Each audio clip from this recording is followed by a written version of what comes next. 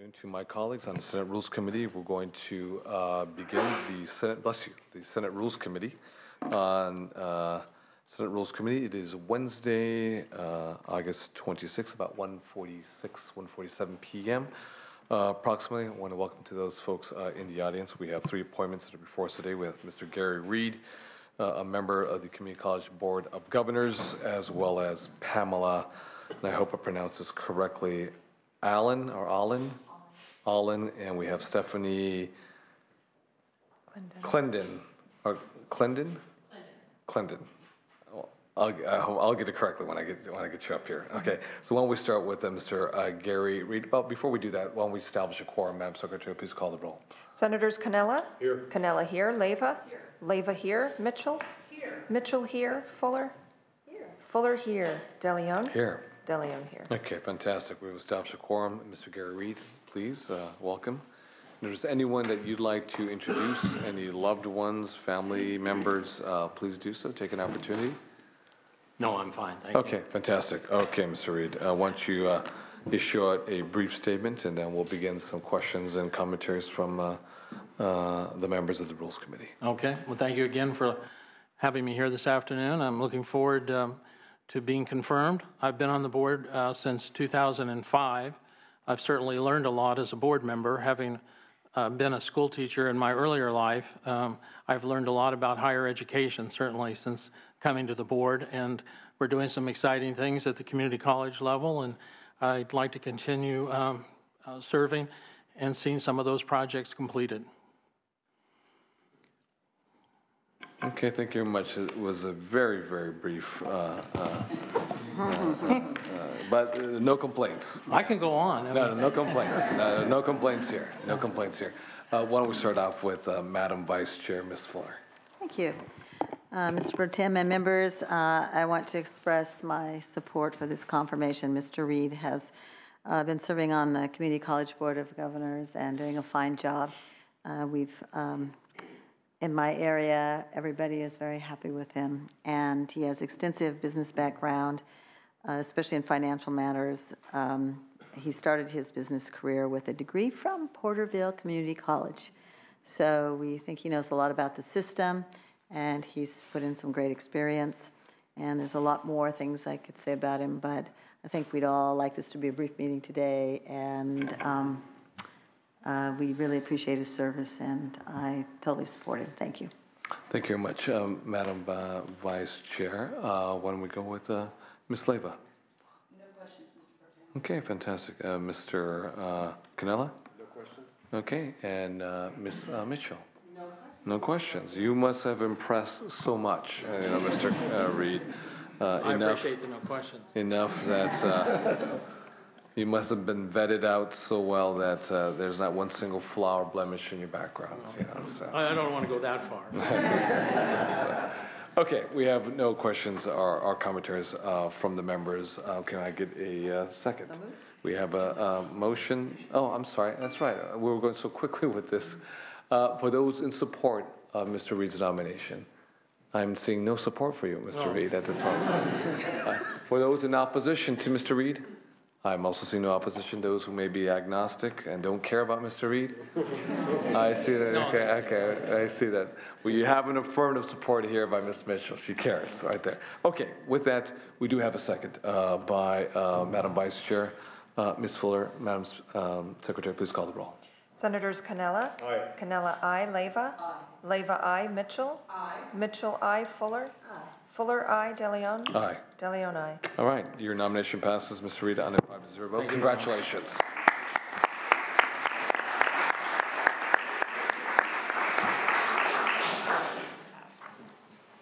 Fantastic. Colleagues, we have two other nominations before us, B and C. That is Pamela Allen for Director, Department of State Hospitals, as well as Ms. Stephanie Clendon, the Chief Deputy Director, Department of State Hospitals. Why don't you introduce yourself with a statement? If there's anyone that you want to introduce, please do so. And then we'll go to your statement, and if you could please follow as well.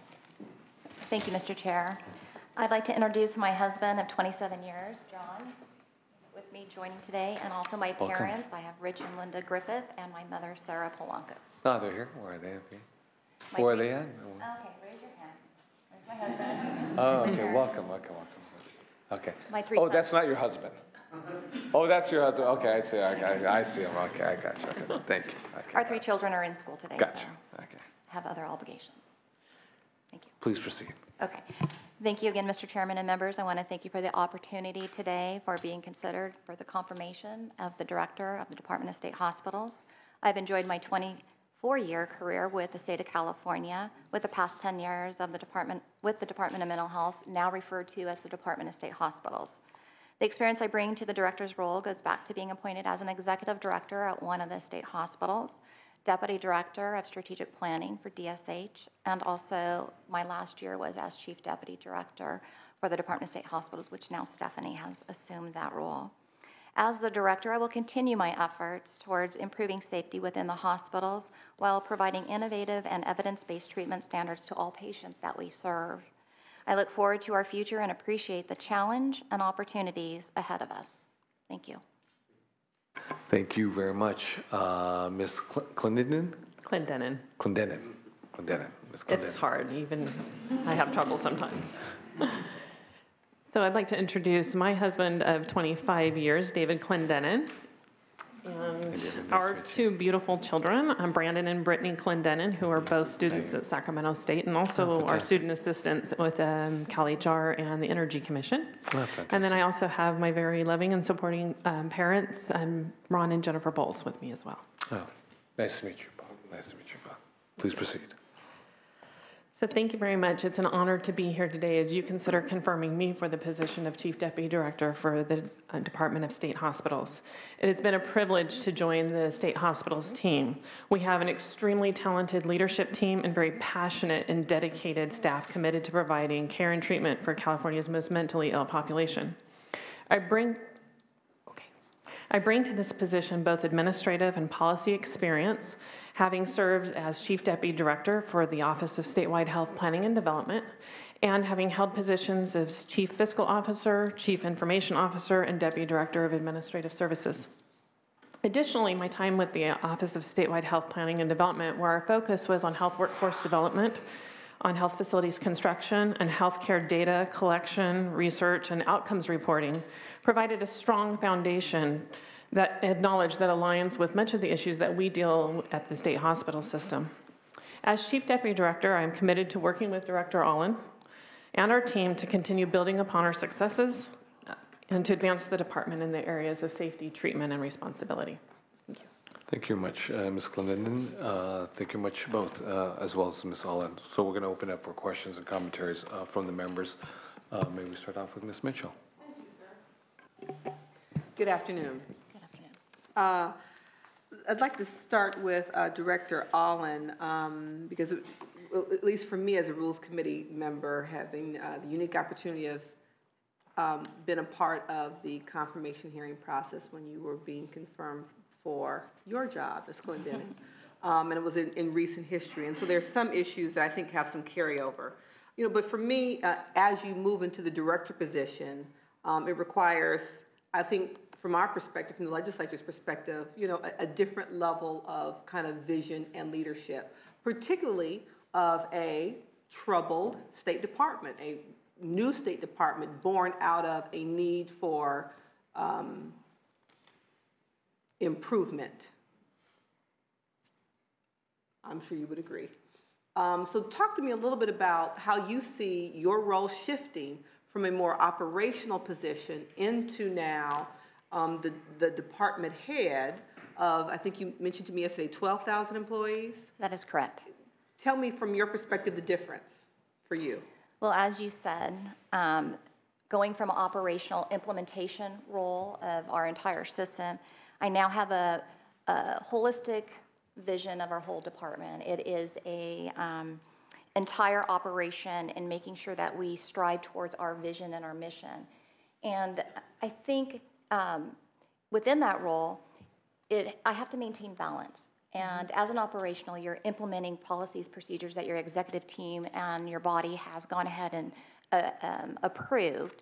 But now I need to make sure that as the deputy directors and as the directors of the state hospitals implement those policies, that we stay within a balanced system. And I think that's my role, is to make sure that I monitor it holistically, making sure that treatment balances with safety, which also balances with responsibility, which covers some of the areas that you talked. You say troubled, I say challenged, but we definitely have challenges ahead of us. And I am to keep our staff motivated by keeping that vision embedded into our policies and procedures as we implement and develop those, to make sure that our culture stays in a positive, safe environment, and make sure that they're aware of their surroundings and that I give them the resources and tools to do their job. It also is making sure that I identify and choose the right people to be the leaders within our organization. And again, providing the resources to do that, and then monitoring the system as a whole. And I think looking back, and I've been 10 years with the Department of Mental Health, now state hospitals, I can really see where our department had been unbalanced at times, which causes some of those challenges or troubled areas. And I think as a leader and having that experience behind me, it's critical to make sure that we keep them, our processes that we set in place, to keep that balance. We need to go forward, but we can't go forward with one without the other. They're all intertwined. And I think my vision is to make sure that that occurs in that manner. If I could ask you questions in two areas, some of the historical fiscal challenges as outlined by LAO reports and state audits, and then secondly, some of the more recent Coleman suit challenges. So first of all, with regard to fiscal, what improvements would you say the department, specifically under your leadership, has made to its budget process? And are there any additional challenges that you anticipate? First of all, I have Stephanie Clendenin as my Chief Deputy Director. And also we have a new administrative deputy who also has an extensive background in administrative services. Under my leadership, I come from an a budget background as well, hospital administration. And we've set up systems in place to really track the information. All of our budgets from our hospitals used to be done independently of one another. So now we have systems that are the same across all the hospital system. We have good leadership in each one of our accounting, auditing, budget analysts, data systems, and being able to display the data in a manner in which we understand, we monitor, and then we make sound decisions from, and we monitor those budgets and process budget material with data that supports our request. So that's the fiscal portion of it. In relation to the Coleman, as you probably most recently saw, there was a Coleman order that just recently came out from our new judge, Judge Mueller. And her concerns were to ensure that with the new administration, new chief counsel, that we have a good understanding of the past 20 years of orders that lay upon the Department of State hospitals. And she wanted to make sure that, one, we understood the orders and that what our requirements are as the Department of State hospitals is to treat mentally ill prisoners within our system and in our psych programs.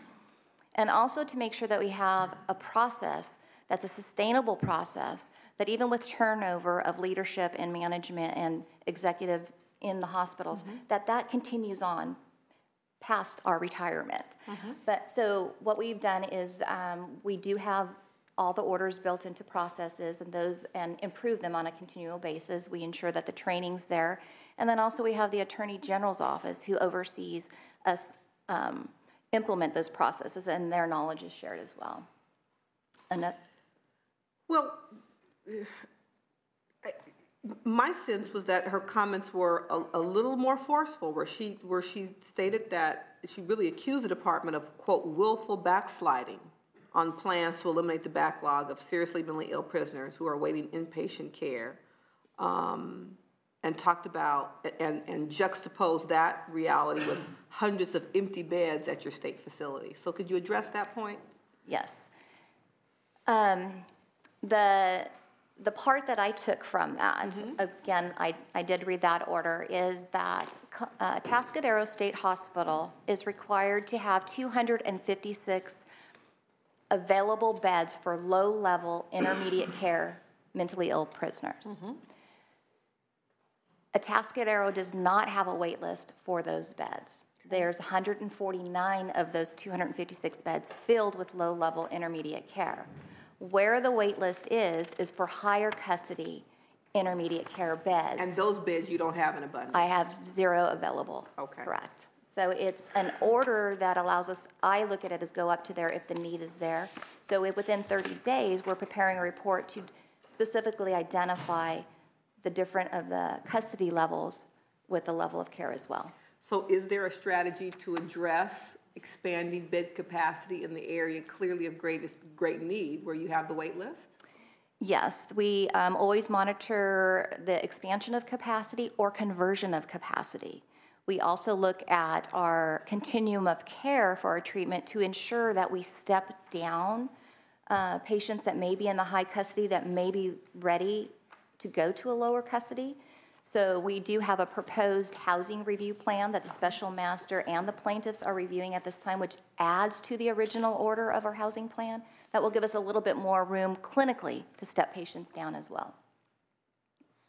And I think finally for you, Director, what's on the horizon from your perspective? What's, the major, I think, issue that you look forward to tackling as the new director to really improve safety, improve the life experience of those within your charge, as well as the employees under your direction? With our department, there isn't a instant remedy for many of the challenges that we face. If we want to make change within our facility, we have to make sustainable changes that can last, and they have to be evidence-based driven. We are making incremental changes, system changes within our department with the environment, with treatment, with assessment, and with data collection. And those are the 4 prongs within our approach to bringing our department forward. With that, we're looking at improving treatment protocols, which then reduces length of stay, which gives us, in fact, more bed capacity.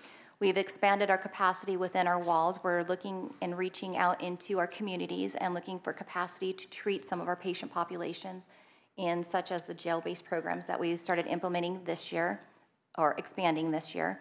We're also looking at expanding our conditional release programs that are out in the community and looking at capacity beyond our walls. So that's one thing that we're challenged with and continually look for solutions every day. Another area is the safety, and as you know, our facilities, we self-disclose that there's a lot of violence within our hospital setting for our staff and our patients. I mean, when I look at safety, I don't think of it just for our staff to come in. Those are our patients' homes. So they have to be safe and feel comfortable living there as well. So we need to improve the safety, and that's a continual effort that we push forward. And again, we do assessments to understand our patient population a little bit better, and then again, using the data to make those decisions to go forward with system changes.